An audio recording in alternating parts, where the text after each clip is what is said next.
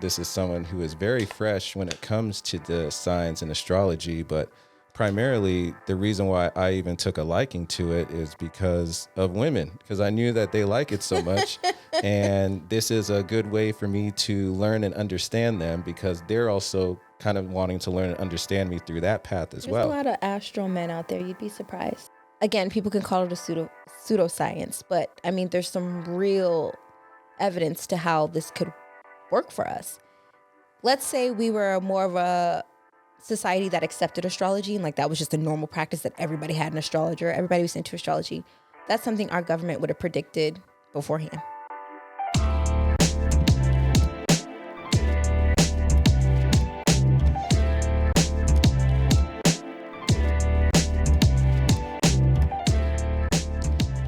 Welcome, everyone, to the Simple Conversations podcast show. I am your host, Daniel Bolger. It is a wonderful evening in Atlanta right now, and for the life of me, I cannot record a podcast before midnight.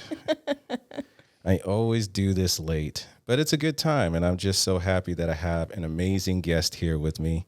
Tonight, I want you to meet a spiritual consultant and an intuitive reader. And she knows everything and anything when it comes to astrology. I wouldn't say everything. Hey, you know more. Hey, you know a lot to be able to teach a course, and I'm very impressed. I have a few things under my belt. Astrology is so vast, and there's so many different forms of astrology that I don't think that I could ever learn all of it in a lifetime. All right. Oh, wait, hold on to that. I haven't even said your name yet. Yeah. Everyone, welcome Rae to the show. Welcome, hello, Rae. Guys. Pleasure. Yes. Hello. Yes, so wonderful. You already know what month it is. It is February. It is Black History Month. Oh, yeah. Love is in the air. Valentine's Day is right around the corner. And I tell you, it just feels so beautiful to be here with a wonderful soul like yourself, to be able to spend time with me. I really do appreciate it. And I just feel like you have an incredible story to tell. And honestly, there's a lot of things I really don't know about what's going on in your world, but this is also something that I feel like a lot of women connect with when they're trying to find their partner, and even men as well too. So what is an intuitive reader, and what kind of spiritual consultant are you? Okay, so I'm not a big fan of the word psychic. I think it's been kind of commercialized or even demonized to an extent. There's so many different words you can use. You can use prophet, seer. There's so many different things. But for me, I prefer intuitive because I am more of a feeling-based reader. I have a little bit of clairvoyance, but my strongest gifts are clairsentience, which is clear feeling, claircognizance, which is clear thought. So I get information in the form of a thought, and I have to distinguish with my clairsentience if that's me or if that is spirit. And I'm also highly empathic, which is I have the ability to feel other people's energies and emotions. So with that being said, on top of me being more of an advice-based reader, for me, it's a lot of for the feels. So I prefer to say intuitive. I think maybe if my mediumship was stronger or my clairvoyance was stronger, I might be cool with the psychic word, but I just feel like mine is more based on intuition. Which, I mean, I guess all of it's intuition, but mine is more based on the feeling of intuition than the seeing of intuition.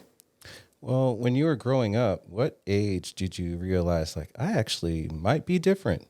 And what abilities did you recognize in yourself when you were young? I don't think I can tell you an age for me personally. Just always remember feeling different energies. Funny story. For about a year of my life, I can't remember, I think I might have been like 7 or 8. I had to drape a blanket. I had a 4-post bed. I had to drape a blanket over the headboard. And I played Michael Jackson Earth Song on loop to fall asleep because I would hear things and see things. Now as an adult, I guess out of fear, I kind of blocked that gift out. So I don't see spirit as much. It's like very rare. But yeah, that's something. I don't think there was ever a day where I don't remember being the way I was. And I thought it was crazy, but Well, what did your family recognize? Did they see anything different about you, or did they say like, "Oh, she actually really has something"? I think certain family members noticed, and others, this is just not their realm. They, because of me now, I kind of broke some generational curses with that because I've been open about things. Other family members have started been opening up about their gifts and their abilities, and that definitely made me feel better because I grew up Southern Baptist. I grew up in the church, and if you guys know anything about Southern Baptist, it's a very hardcore version of Christianity. I wasn't even allowed to wear pants to church. Oh, wow. So I always thought that like this was demonic because obviously that's the type of stuff they talk about. But when I finally came to terms with it in college, I talked to my great grandmother, who's like I don't call her Bible thumper, but she's like the most religiously strict. And I told her about what I had been experiencing, and she basically told me like, I'm going to tell you this once, I'm never going to tell you again.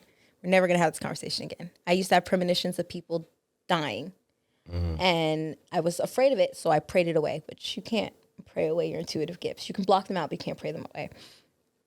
And she was like, if I would have known then what I know now, I could have probably saved a lot of people. So whatever you do with those gifts, just make sure you're using them responsibly. Yeah. So how did your family respond to something that you were telling them? If you were telling them about themselves, or maybe something that... Oh, I was a smart ass. I was a know-it-all. Okay. That was most of the responses that I got. But there were other ones that were just quiet about their gifts, and they just wouldn't speak on it. They'd give me grace, but they wouldn't speak on it, if that makes sense. And when you did get older and you were in school and being around your peers, were there any other like-minded individuals like you, or you kind of felt like you were going on this journey alone? I honestly did not pay much attention to this journey until I was in college. I went to a Christian school, K through 7th grade, until I moved to Kansas City, Missouri, in upstate New York, Rochester, New York, specifically. 63 kids in a church. First thing we had was convocation, like worship and praise. After that, Bible study, and then we got onto school. And then when I moved to Kansas City, I went to a public school, and I mean, obviously, I'm not thinking about spirituality. I'm thinking about friendships and relationships and things like that. So, yeah, there wasn't much of an emphasis on it until I came to college. And that's when you sort of kind of got into astrology, or were you kind of going head on just studying it? And if you were, what intrigued you about it? How did that spark even happen? Because astrology is not like my main form of reading, that was something that kind of happened a little later in life. Like I think maybe 5 years ago, I was like, all right, I'm going to learn how to read a natal chart. And it was kind of sporadic. My best friend, she is actually a Pisces, by the way. She is the astro genius, I would call her. I learned a lot from her. And when she kind of took a step back from astrology to focus on life things, I had to take it upon myself to start learning because I couldn't call her for everything. So probably within the last like 2 to 3 years, I've been really serious about like learning as much as I can. So in your process of learning, at what point did you reach when you said, you know what, I think I actually want to share this information with somebody and sit them down and actually go through an actual reading? Probably last spring is when I started offering astrology readings. Like when I felt good enough to be able to give people information that's worth paying for. I was the same way with readings. I did a lot of free readings for a while. I'm one of those people like, I want to make sure people are getting their bang for their buck. Like if I'm going to charge somebody for my gift, it's got to be good enough for it to be worth it. Wow. And what is your sign, by the way? I'm an Aquarius. Really? And and you're also talking to someone who's very ignorant. This is someone who is very fresh when it comes to the signs and astrology, but primarily the reason why I even took a liking to it is because of women, because I knew that they like it so much. And this is a good way for me to learn and understand them, because they're also kind of wanting to learn and understand me through that path as well. There's a lot of astro men out there. You'd be surprised. Oh, no, I'm not saying that there ain't. No, I know, but I'm just saying, like, yeah, there's a lot of women. We tend to be more open with it. Gotcha. But there's a lot of men out there. Like J.P. Morgan famously said, millionaires don't get astrologers. Billionaires do. So this is something like that has been practiced by a lot of people for a very centuries. And it's embedded into a lot of different religions, and people don't notice that. Astrology is something that's always going to be a useful tool. Honestly, I feel anything that's spiritual is. And they call it a pseudoscience, whatever. It's just, pseudoscience to me is just a word for I haven't been able to explain it yet. But like, even when it comes down to religion, like things are they're faith-based. You have to have faith that this is correct and that this is helping you out. Astrology changed my life. Spirituality changed my life. Getting readings from people like that changed my life way quicker than any form of therapy that I took. But I also know that therapy works well with this. I think there's a balance. You have to have one foot in the door, which they call it the 3D. This is the physical plane, and one in the 5D, which is like the spiritual plane. Well, one of the spiritual planes. So, yin and yang. I just said that's so funny. Yang. It sounds different in the mic, doesn't it? No, that's amazing. That's amazing. I think it would be nice if it was accepted publicly. I think it's getting there. As far as like combining the two, because that was going to be one of my other questions as far as like how religion and astrology work hand in hand. Is that something also open with the church? They're already incorporated. The problem is that man has ego. So it's like the game of telephone. The Bible's going to have a lot of things that are very important to know. But I think that we take majority of the Bible too literal, where I feel like a lot of it is abstract. But with that being said, the church likes to choose how they word things so that it seems like it's separate. In the Bible, there are verses on candle magic. In the Bible, there is astrology use. They speak of gems, which are crystals. There's herbology, all these things. But the difference is, the pastor is telling me about this. And he's using a different name for it. There's blood magic in the Bible. Easter is literally centered around ritualistic aspects. So they coincide. I think people just need to be realistic about where it's coming from. And I, as a Hoodoo Christian, which when I decided to do more research on the religion that I grew up in and followed, realized that the inception of it, like where it comes from, is Hoodoo Christianity. Well, Hoodoo in general. African traditional religions, our slave ancestors incorporated that within Christianity.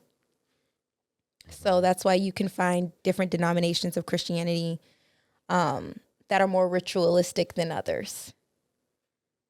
And Christianity originally was an African traditional religion created in Egypt in 1 AD.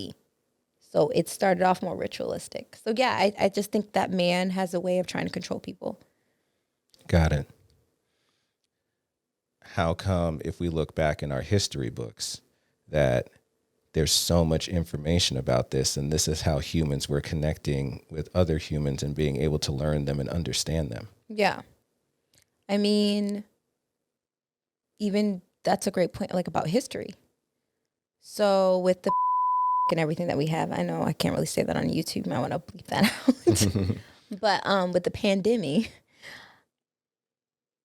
if you compare the transits that happened that sparked the pandemic and compare them to the same transits that sparked the Spanish flu, you'll see that we're in similar signs and similar placements. So again, people can call it a pseudoscience, but I mean, there's some real evidence to how this could work for us. Let's say we were more of a society that accepted astrology, and like that was just a normal practice that everybody had an astrologer. Everybody was into astrology. That's something our government would have predicted beforehand. Well, I'm a Pisces. Mm-hmm. I love everybody. Mm-hmm. And what is your sign? Aquarius, you said, yes. Do Pisces and Aquarius get along? Um, My mom's also an Aquarius, by the way. my mom's a Pisces. My grandfather's a Pisces too. Wow. Yeah, I have a couple cousins that are Pisces. My best friend. Yeah, so I'm around a lot of Pisceans. Yeah, I mean, I guess if you want to base it on one sign, which you technically can't really do that, but if you base it on one sign, then not necessarily, because emotionally, Pisces require a lot more than Aquarians sometimes are capable of giving. But that's one sign. You have your whole birth chart. Ooh, which we'd probably need to get into, but that'll have to be another episode. Yeah, but you need your whole birth chart. I don't think there's any such thing as incompatibility. I think that's a myth. I think every relationship is compatible, but every relationship takes a different amount of action to make it compatible. So if you really care about somebody, you will work hard to work through those incompatibilities. But you also have to have awareness to be aware of those potential incompatibilities. And that's why astrology is so great. It's interesting because some would argue if you look at how astrology is being used online in a way, it's not in like the most favorable manner. Well, see, that's the prop. The first of all, people are doing their horoscopes all wrong. They don't make sense because horoscopes are based off of your rising sign and what house they lie in. So you should be looking at your rising sign. Like when I look at horoscopes, I shouldn't be looking at Aquarius. I should be looking at Capricorn. But I also don't like horoscopes because they're general. I just feel like no shade to general readings and things like that. Like I feel like, yes, they can help you if you're in a healthy mindset, but most people who are going after those readings are not in a healthy mindset to be able to determine like, does this fit for me or not? And because it's governing such a large population of people, like a big group of people, you could end up manifesting something you definitely don't want, or just like going down the wrong rabbit hole because emotionally you're too charged watching something that is general. Spend the money on a reader. Whatever that may be for you, whether you go to a botanica or you go get a IFA reading, or you go to someone who's just an intuitive reader like me, who's more advice based.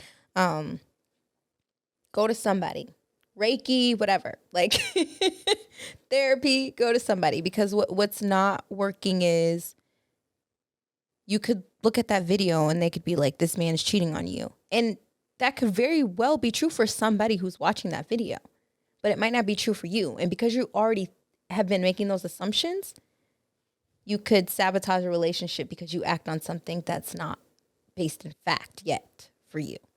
So yeah, be careful with general stuff. Be careful even with the sun sign stuff. Like, that's the season you were born in. Woo, party. That's your ego. And your ego is what? Fear, illusions, trauma responses, control. Like, not always the good stuff. Like, yeah, ego can help you in leadership positions and things like that. But like, for the most part, we don't have control over our ego yet, or we don't have we can't function with it yet properly. So it's always going to come out in a more negative attribute than anything. Gotcha. So when you are going through a reading, are there any particular substances that you like to partake in before you do a reading with something or somebody? Or do you also want that person to participate in those things? Or is it usually their choice? Like, how does that all go down? So I have a lot of Capricorn in my chart. I am very much about control and logic. If I cannot visually see it, sometimes I will even second guess myself. And that's something it took me a long time to work on when doing readings. That's why I kept my prices really low at one point. Because I'm like, if I'm not even 100% sure that I'm giving this person what they need in a reading, then why am I going to charge them not even an arm and a leg, but because there's some readers that charge crazy amounts. But why would I charge them at the rate that I want to get to right away? So for me personally, I just lost track. This is why smoking. Okay, yes. There we go. No, it's okay. I can remind you. Yeah. So I like to quiet my ego. And sometimes for me, that's like shrooms or marijuana, cannabis. And I'm not really much of a drinker. but I will take a sip of wine if that's all that's available. But yeah, I just like to quiet my ego so I don't second guess myself and it just comes out. Because that's what channeling is. It's not something you think, it just comes out. So I allow it to come out. Do you believe that there are other substances that are better than alcohol that we should be taking? Absolutely. I mean, alcohol doesn't do anything for you spiritually. That's a man-made thing. You know, it numbs you. I mean, it's my, if you're someone who can control their drinking and you do well with it or whatever, it's a good time, but like doesn't spiritually do anything for you. I don't think anything man-made does, and that would include things like acid, LSD, ketamine. People say ketamine has worked. I guess it's like synthesizing shrooms or whatever. I don't know. I'm not an expert on that, but I just feel like keep it to the stuff that comes from earth naturally. So yeah, anything with DMT, shrooms is like cannabis technically has a little bit of DMT. It's like the lowest level and it's very minuscule. That's why you get a euphoric feeling from being high on weed. But shrooms is next on that list, and then it goes up. And you can go straight to DMT, which I highly wouldn't recommend unless you're ready for that. Yeah, I never tried DMT. I don't even know what that looks like. No, I mean, I've done it, and it was great for me. But I also had it was led by a shaman. The same with ayahuasca. I wouldn't recommend someone who's new to psychedelics to just like jump into it, especially by themselves. And there needs to be a purpose. I don't even recommend doing it for fun. Like people go and just do it for fun. And I'm like, why? This is something you're supposed to see something and learn from it. And it's supposed to help you heal, purge, and detox. Like it's not supposed to be fun. And that's why people say bad trips. Bad trips don't exist. What happened was you tried to have fun and party, and spirit showed you something that you weren't ready to see yet. And you didn't have anybody there to help walk you through that. So it seems like you're a very open individual. I mean, how do your family, your friends receive you? And like, do they just welcome what you're saying, or there's still a little bit of pushback, or how do they accept you? With my friends, I get a couple of different responses. Like when they don't want to hear my advice, it's a problem. And I'm usually not a person who's a fan of giving unsolicited advice, but if spirit's like poking me to do it, I'm going to. So I'm a solution-based person. I think that a lot of that comes from my gifts. Like if you come to me, you're coming to me for a plan of action, not to vent. I'm not that friend. I'll never be that friend. So that's a give or take, because they love to call me when they're looking for it, but when they're not looking for it, it might be an issue. My family, I don't really speak about it with some of my family. They're aware of it. They haven't said anything bad about it, at least to me personally, and I don't feel like they feel anything bad about it. My grandmother, she's the one who's the most vocal, who's like, I don't really get it, but I know you're doing things for people and helping people and it's paying your bills, so like, whatever. My great grandmother, she's not open with it, but she speaks to me in ways that I can like read between the lines. And then I have other family members that are completely open. They are calling me, getting advice, or giving me advice. So yeah, it just depends. Well, that leads me to my next question. So how is it being in a relationship with an intuitive reader, a spiritual consultant? What are the pros and cons? And also, how would your previous partners describe or experience being with you? I feel like my answer is going to be biased because I've never dated an intuitive reader. So I can only speak on yeah, I was going to say, yeah, as far from as I know, I get how you were asking it, but it's just like, for me, I'm friends with all my exes that were important, like of importance. The ones that were just like little, like getting to know somebody here and there or whatever. I may not have kept up with them, but like there's no bad blood. First off, I've always been like naturally emotionally intelligent. So whenever things went sour, I'm sure I could have been like angry or mad and created a messy ending where we would never talk, but I'm someone who's always wanted to learn, and understand, and also being empathic, I kind of already naturally understand their viewpoint, and it's a good and a bad thing for me because at different points in my life I've been trampled on. But like me having those relationships now, those people hit me up and they tell me like, "Oh my gosh, you were so right." All those people are on spiritual journeys now. They're always just calling me and asking me for questions like that. If I ever need anything, it would be nothing for me to reach out to them and ask them. I didn't have to remind any of them of my birthday. I know that sounds small, but to me, that's a big thing because I love birthdays. Like, they're important to me. So the fact that I wake up to messages from all of them, you know, I've always treated relationships like friendships, and I've always wanted to like learn from other individuals. So I think me not leading from like an emotional place and more of like a sharing energy and learning from said relationship and then looking at it for what it was has really helped me when it comes to relationships as far as like keeping them after. And I think that has everything to do with my intuitive gifts. Because if I weren't able to see things from their side, like have that awareness, I probably would hate some of them. But growth, you know, we all have different levels of maturity, different things that we're working on, different triggers. And I'm able to objectively understand where a person's coming from. So when you are meeting someone new or you're dating a new person, That's the hard part. Yeah, how do you present this information to them and see if they even want to be cool with that? And then why don't we just throw another thing in there as far as I still communicate with my exes? I'm so always going to communicate with my exes. It's not a disrespect thing. I just see people for the place that they had in my life and how big they were to my growth. And I just feel like if I have no issues with them, there's no reason for me to cut them out. I don't like to date insecure people. I wouldn't have a problem with my ex talking to their exes. So yeah, that's just like a no-go for me. As far as dating, I see red flags really easily. So I have to work on, and I'm still working on it to this day, figuring out like what red flags are excusable and which ones are not. Like what are just wants and what are needs. You asked me one more thing. You're meeting a new partner. And I tell them right off the bat.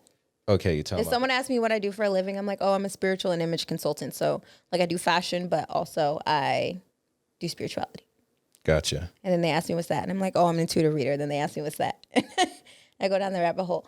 Honestly, someone I've been getting to know right now, I could tell he was like a little apprehensive about it, but I like the fact that like he doesn't want to go down a rabbit hole to know more about it. He just wants to get to know me. And I think most people, they get so like either shocked or enamored or whatever by it that's all they want to talk about. And it's like, that's what I do for a living. I don't want to talk about this when I'm getting to know somebody. I just want you to know this is what I do. So I'm not hiding it. So if it's something you don't like, we can keep it pushing. Gotcha. No, that's cool. I'm cool with that. Am I allowed to be cool with that? Yeah. I feel like based off my reading, I was like, maybe I should not try to control any narratives here and just let it go. No, yeah. Like absolutely. I think that's the best way to go about it. Like if I'm ashamed of it, I shouldn't be doing it. So I'm just going to tell the person. And usually I've never had an issue. I've had a few people be like skeptical, but I've like never had an issue. So what would be, I guess, your ideal relationship, or what goals are you trying to honestly don't even know. I'm going to be very honest. I honestly don't even know. I am more of an energy person. Like I don't date.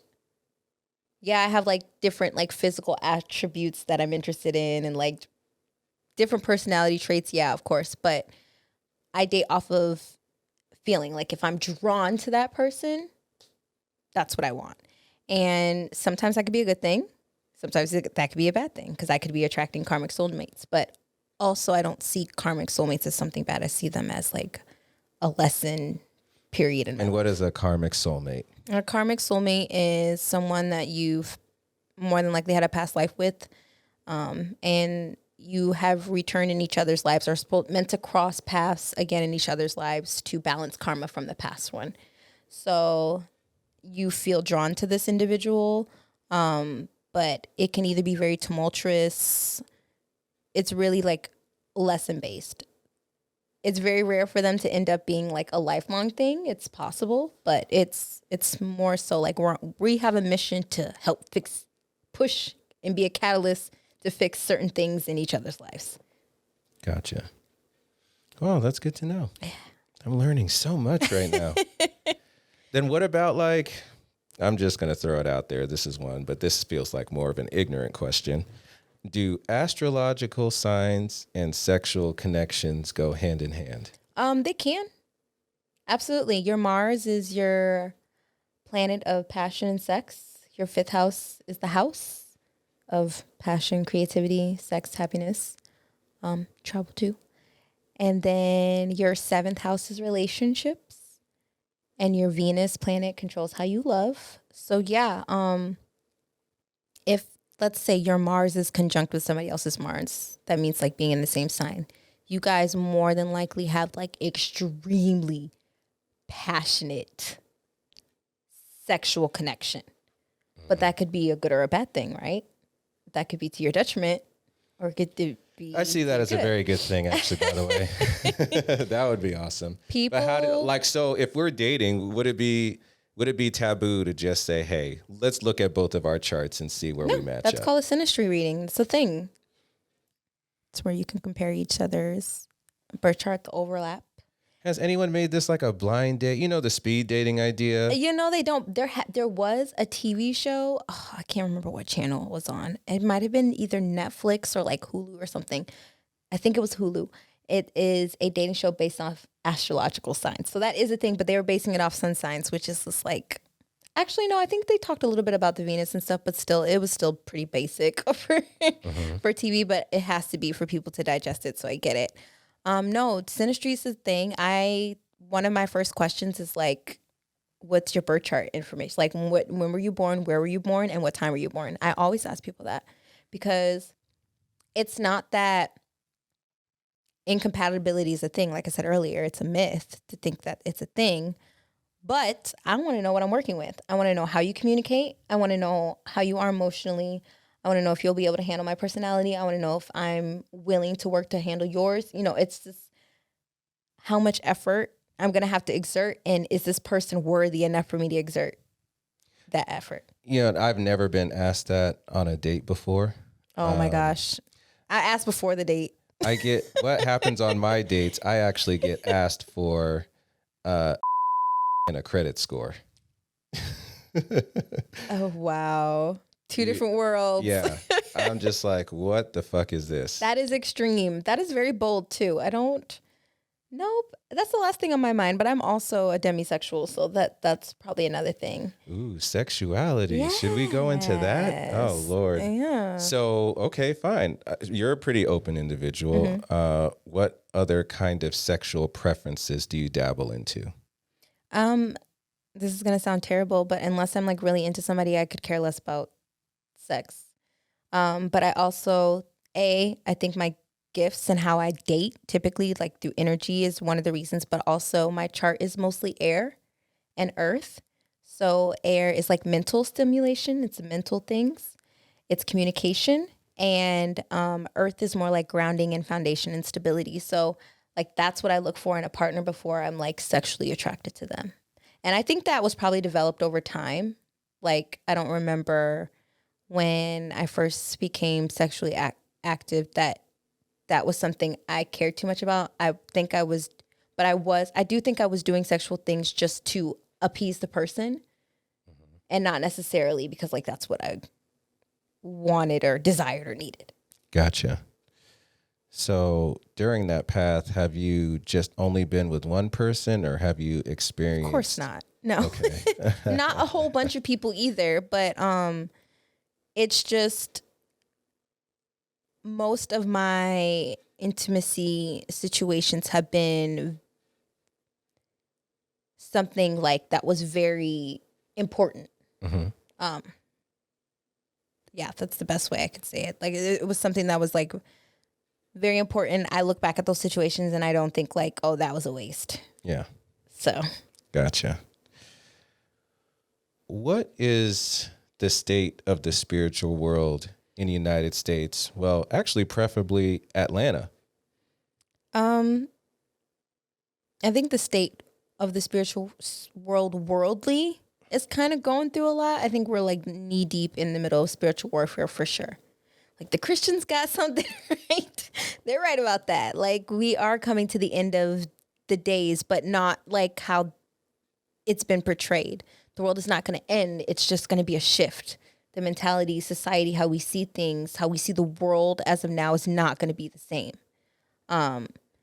So even like Y2K, you remember Y2K? I do remember. Yeah. And okay. anthrax as well. Yeah. And they were like, the world's going to end, the Mayan calendar, la, la, la. And there was a shift. There was a huge shift. There's a shift in fashion, in culture. Technology took over. There was a big shift. It just, that was the apocalypse. It was the ending of what we had once known. We've had a lot of apocalypses over time, you know? So I think the state of Atlanta is actually in a pretty good place. Like if you think about it, out of all the tragic things that you see on the news, they rarely happen in Atlanta. And I think that's for a reason. Atlanta is a city of entertainment, right? And entertainment influences. It has a platform. I think there's a mix of people that are very spiritual. There's a huge spiritual community out here. I think the lands are very sacred. There's a lot of Native American land throughout Georgia. Also, just like with slavery and a lot of different things, there's just so many spirits throughout the South. Yes, they're in the North too, I'm aware. But Atlanta specifically, I think, was like a mecca for Black people. And I think when you put energy into that, it also manifests in a great way. So there's a lot of people that come here, they have like a realization in their life or a shift or a change. And whether they stay here or move on to the next place is a whole nother thing. But I think that there's something at the water. Yeah. I think you can either go one way or not. There's a thin line here. My grandma calls this the modern day Sodom and Gomorrah. There is a thin line. You can either be on the light line and do well and prosper here, or you can fall into the temptation. So yeah, I think it's a very spiritual city in both dark and light aspects.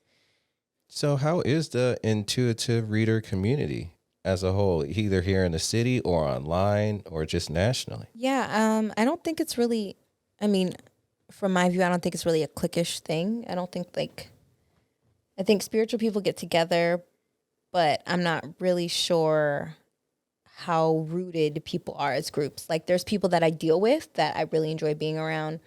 But I would say I have a normal group. Most of my friends are not like super spiritual. Most of the things that they know about spirituality, they've kind of like learned from me or started doing their research because I've inspired them to in a way, or they already kind of were spiritual, but they don't practice.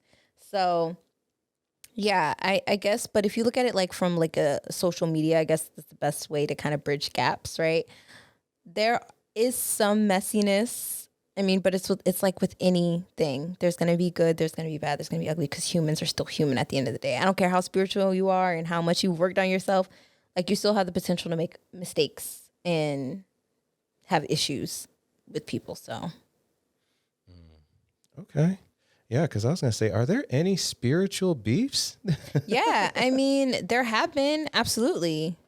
Have you experienced any yourself? Not to my face. I had somebody that was learning things from, they grew up in a family like that was like open about this stuff. And they introduced me to somebody that I guess they wanted to mentor them. And that mentor took a liking to me and my energy. So then they tried to like throw salt on my character, but it just ended up ruining their relationship with that potential mentor. So yeah, like people will get advice from me. They would get readings from me and then overnight decide I'm going to start charging people for spiritual services. And even some of them, here's just me being a good guy, even some of them I would still help promote them, but they would never acknowledge or like reciprocate the favor to me. So yeah, you just got to be careful. Humans are humans. People are going to use you or not express gratitude. Not all people, but some. And you just got to know that comes with it. So other than being in the spiritual world, what other talents or occupations do you have outside of your ability or the things you really like to get into? I heard you mention image consulting earlier. Yeah. So I have a fashion merchandising degree from Clark Atlanta University. I've worked in the fashion industry for about 10 years now. I do bridal once a month. I love it. I don't want to leave bridal. I'm getting a great discount with the company because they have other companies under them. But B, it's really gratifying to help brides on like something that's like their important day. It's almost like I give them little mini readings while and help me style them. I'm really good at sales because I read people very easily. But also I started a media management company with a few friends. It's called Empath Media Group. So we've been working on that. We are trying to fund and help source resources for people who have a platform that's going to help heal and help bring good energy instead of a lot of the stuff that we tend to see on social media. Because like one thing I always tell people, what you follow is kind of like what you follow. So be mindful of the type of accounts and things that you're following because they may not be helping you get to your highest good. I follow a lot of spiritual content, a lot of goofy, joyful content. I still can't. I got a couple blogs under my belt. I can't lie. But Well, I follow a lot of, I follow a lot of funny memes, basketball, and ratchet shit. So I probably need to switch it up. Yeah, I mean, the ratchet shit, it's great every now and then, but you don't want too much of it, right? You want to at least have a balance. But for me, when I get on social media, I want it to be enjoyable. I don't want to see too many depressing things or like things that would, I mean, I don't really have jealousy or envy anymore as a person. So, but when you are in a place where you can be envious of other people, like be mindful about watching what everyone else is doing because you want to focus on your own life and what you can do for yourself. Well, I would really like to get a deeper look into my life, and I would love to do a reading with you. That would be awesome. Yeah. So that way I could see what's going on. I do have a couple of long lost loves that I'd like to find and see if they're still thinking about me. Oh, Jesus. I do think about them, but for the most part, I really do just appreciate you coming and sharing your knowledge and your wealth with me and just being able to just be open. Yeah. Be open, be honest, and be willing to have a conversation with me. It's been really a blessing, and I enjoy this process of even learning how to get to know you more as an individual. And I do appreciate even the little bit of time that we spend together with our friends and the conversations that we have. I just always feel like whenever we interact with one another, you always have an important story to tell, or I'm actually picking up or learning something different from you, just a new perspective. And I think that's always good to have that because, you know, I also want to do the best that I can to not really get in the way of, you know, myself and not being able to see or learn from other people. Yeah. So definitely want to be mindful of that. But thank you so much for being in my space. And in the spirit of Valentine's Day, I got you something. No. I did. You didn't. Oh. I got you a gift. Happy Valentine's Day. Thank you. This is so cute. Yeah, it's just something for, you know, just to show my gratitude, blah, blah, blah. Do be a nice guy, yada, yada, yada. Probably my first Valentine's Day gift. Really? Should we talk about Valentine's right now? Oh, goodness. I mean, for me, I've always been in a long distance relationship when it was time for like Valentine's. Actually, I got one Valentine's Day gift. I take that back. Dominique, I'm sorry. You did give me a Valentine's Day gift. Shout out to Dominique. What's up? All right. But I always had I had a 9-year relationship, so it was always long distance. So I prioritize my birthday over Valentine's Day, and my birthday is January 26th. So he would come into town and see me for my birthday instead of for Valentine's Day. Shout out to the ex, showing a lot of love and we're spending still time. Great friends. Yeah. All right. That's cool.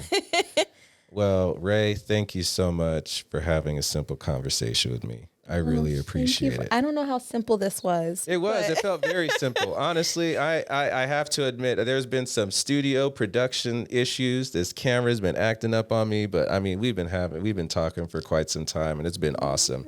And I'm going to do whatever I can to piece this together the best that I can. But I do thank you. I appreciate you, and definitely going to have you back. And yeah, let's get to this reading and make it happen. But I just want to say thank you so much. Well, thank you. I really appreciate you for having me and letting me be able to speak on these types of things, because there's not enough platforms, I feel like, that are out there that people are really interested in learning. And I think when it all comes down to understanding each other and just exchanging ideas and theology. So thank you for giving me a platform to do that.